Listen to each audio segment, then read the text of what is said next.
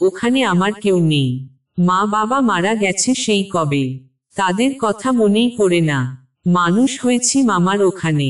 যখন বড় হলাম, বুঝতে শিখলাম, তখন মা বাবার জন্য আমার মন কাঁদত।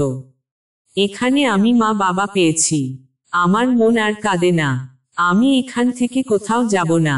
তোমরা আমাকে তাড়িয়ে দিও না, প্লিজ। আমাদের জীবন কথা। কোরিয়ায় দীর্ঘ 10 বছর থাকার পর আমার বড় ভাই মকবুল হোসেন দেশে ফিরছেন। এই উপলক্ষে আমাদের বাড়িতে হুলস্থুল কাণ্ড বাঁধিয়ে ফেলা হলো। আমার 3 বোন, যারা যথাক্রমে ময়মনসিংহ, বগুড়া এবং সিলেট থাকে, তারা স্বামী সন্তান নিয়ে হাজির হলো। আমার এক খালা, যিনি রাজশাহীতে থাকেন, তিনিও খালুজানকে নিয়ে হাজির।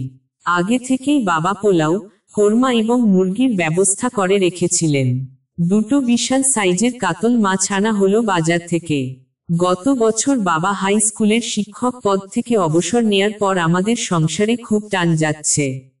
আমি পড়াশোনার ফাঁকে ফাঁকে টিউশনি করে যা রোজগার করি, তা দিয়ে সংসার চলে কোনো মতে।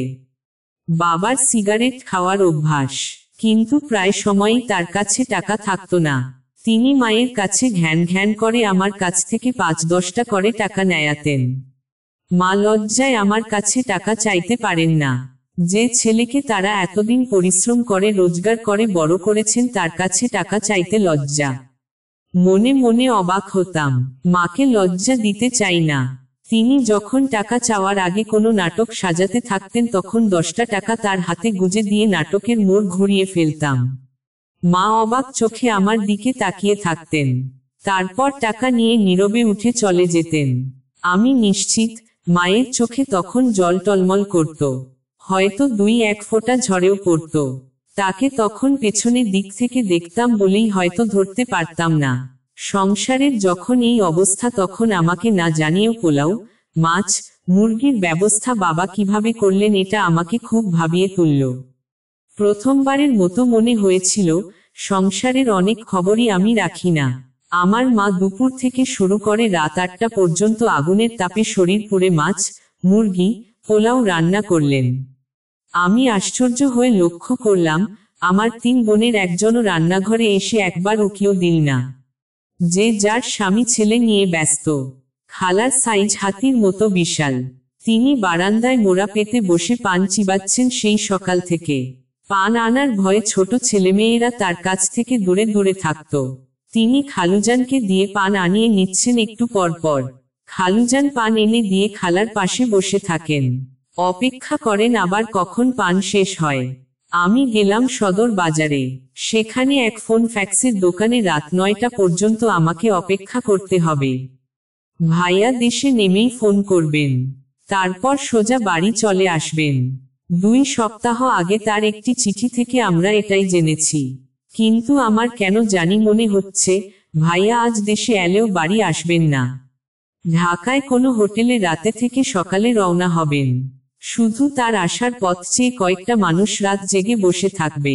সে রাতে ভাইয়া এলেন না, ফোনও করলেন না।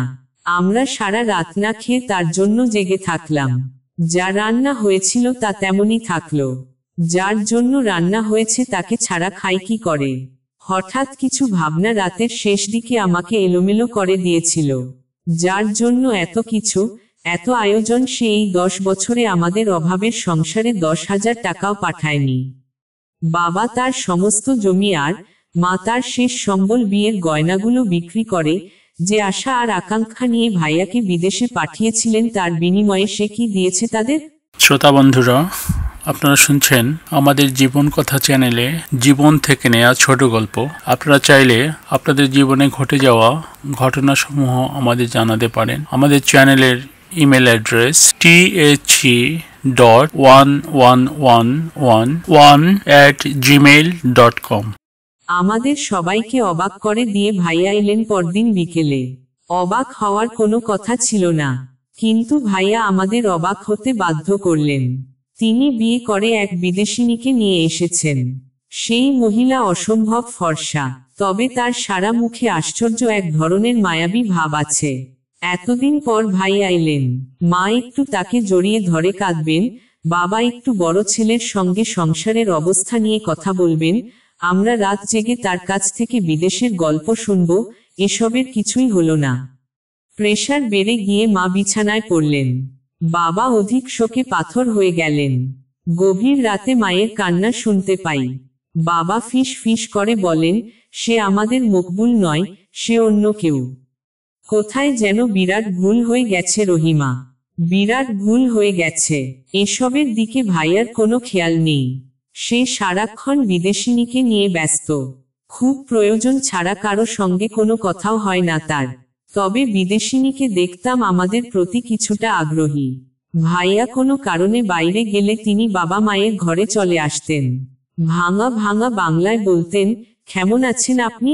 মা কোনো কথা বলতেন না। বাবা কড়া গলায় বলতেন, এই মেয়ে যাও, ঘরে যাও, এখানে আসবে না কখনো। বিদেশিনী ফ্যাল ফ্যাল করে তাকিয়ে থাকতেন বাবার দিকে। তার চোখে মুখে মায়া ছিল। সেদিকে তাকালে সব রাগ ঝরে যেতে বাধ্য। দিন যতই যেতে থাকলো ততই আমাদের সবাইকে বিদেশিনী আপন করে নেয়ার চেষ্টা করতে থাকলেন। অবশ্য সবই করতেন ভাইয়ার অগোচরে। আমাদের সঙ্গে মিশতে দেখলে ভাইয়া তাকে বকাঝকা করতেন, তবুও তিনি মিশতেন। মা বাবাও তাকে একটু একটু করে মেনে নিতে থাকলেন, সম্ভবত তার ব্যবহারের কারণেই। আশ্চর্যের বিষয় হলো, বিদেশিনী এরই মাঝে চুলায় ভাত রান্না আর চা তৈরি করা শিখে গেছেন। বাবাকে তিনি প্রায়ই বিকেল বেলা চা করে দিতেন। রান্নাঘরে মায়ের পাশে বসে টুকটাক সাহায্য করতেন। প্রায় 2 মাস বাড়িতে থাকার পর ভাইয়া কোরিয়া যাওয়ার প্রস্তুতি নিলেন। কিন্তু সবাইকে অবাক করে দিয়ে বিদেশিনী বেঁকে বসলেন। তিনি কোরিয়া যাবেন না, আমাদের সঙ্গে থাকবেন।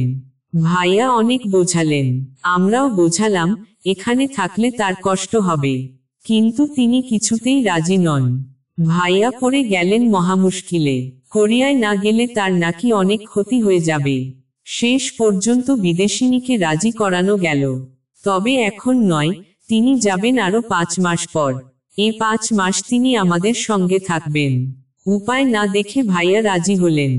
বিদেশিনীকে রেখে ভাইয়া চলে গেলেন। এরপর থেকে বিদেশিনীকে আমরাও আপন করে নেয়ার চেষ্টা করতে থাকলাম। তার প্রতি আমাদের সকল সন্দেহ, ভুল ধারণা ভেঙে যেতে থাকলো ধীরে ধীরে। বাবা মা তাকে বৌমা বলে ডাকা শুরু করে দিলেন। আমিও ভাবি বলে ডাকি। একদিন রাতে আমি পড়তে বসেছি। বিদেশিনী আমার ঘরে এসে চৌকিতে বসলেন। মনে হচ্ছিল তিনি কিছু বলবেন। শ্রোতা বন্ধুরা, আপনারা শুনছেন আমাদের জীবন কথা চ্যানেলে জীবন থেকে নেয়া ছোট গল্প। আপনারা চাইলে আপনাদের জীবনে ঘটে যাওয়া ঘটনাসমূহ আমাদের জানাতে পারেন। আমাদের চ্যানেলের ইমেল অ্যাড্রেস the1111@gmail.com। জিজ্ঞাসা করলাম, কিছু বলবেন? তিনি কিছুটা অপ্রস্তুতভাবে বললেন, আমি থেকে গেলাম বলে কি তোমরা রাগ করেছ? ততদিনে তিনি পুরো বাংলা বলা শিখে গেছেন। বললাম, না, তা কেন হবে? আমরা খুশি, সবাই খুশি। বিদেশিনী এবার জড়ানো গলায় বললেন, ওখানে আমার কেউ নেই। মা বাবা মারা গেছে সেই কবে। তাদের কথা মনেই পড়ে না। মানুষ হয়েছি মামার ওখানে। যখন বড় হলাম, বুঝতে শিখলাম, তখন মা বাবার জন্য আমার মন কাঁদত।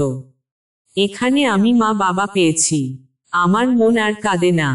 আমি এখান থেকে কোথাও যাব না। তোমরা আমাকে তাড়িয়ে দিও না, প্লিজ। বিদেশিনী আমার দিকে তাকিয়ে রইলেন। তার চোখ দিয়ে পানি গড়িয়ে পড়ছে। আমি তার দিকে তাকিয়েই চোখ নামিয়ে ফেললাম। এত মায়াবী মুখের দিকে তাকিয়ে থাকা যায় না। বুক কেঁপে ওঠে। মায়ের অসুখ দিন দিন বাড়তে থাকলো। বাবার শরীরও ভালো যাচ্ছে না। 3 বেলাই বিদেশিনী আমাদের রান্না করে খাওয়াতেন। রান্নাও করতেন ভালো। মাঝে মধ্যে মনে হতো তিনি এ দেশেরই কোনো সাধারণ মেয়ে। আবার নিজের মনেই প্রশ্ন জাগত, এ দেশের কতজন মেয়েই বা শ্বশুরবাড়ির সংসারকে এত আপন করে নিতে পারে? 5 মাস পর ভাইয়া এলেন বিদেশিনীকে নিতে। তিনি এবার আপত্তি করলেন না। তবে কথা দিয়ে গেলেন, কোরিয়া গিয়েই বাবা মাকে ওখানে নিয়ে যাওয়ার ব্যবস্থা করবেন। তা না হলে তিনি আবার চলে আসবেন এদেশে। যাবার দিন বিদেশিনী হাউমাউ করে কাঁদতে লাগলেন।